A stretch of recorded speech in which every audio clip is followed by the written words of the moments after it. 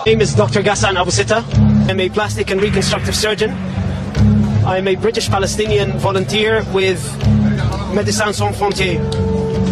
This morning, upon the request of Al Ahli Hospital administration, I moved from Shifa Hospital to Al Ahli Hospital to help out with the treatment of some of the wounded, as the number of wounded had exceeded the number of beds in the hospital. We had been operating all day and had made the decision that in order to continue operating on these patients, I would stay behind and sleep at the hospital. In the evening, after we finished one of the surgeries, we heard a missile screech following by a huge explosion. As a result of the explosion, part of the ceiling of the operating room fell.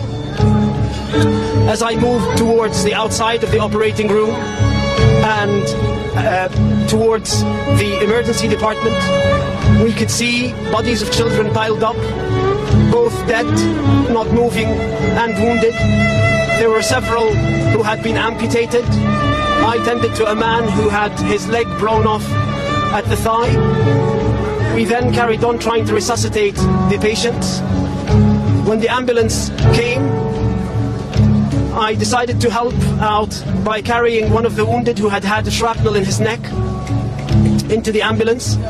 As I was walking towards the ambulance, there were body parts everywhere, and there were bodies piled up in the courtyard of the hospital. I then got into the ambulance and escorted the patient back to Shifa Hospital. This morning, when I drove into the hospital, I noted how full the hospital courtyard was, with families who had sought refuge inside the hospital, thinking that it would be a safe haven. It's these very same families who are now either dead or critically wounded as a result of this attack.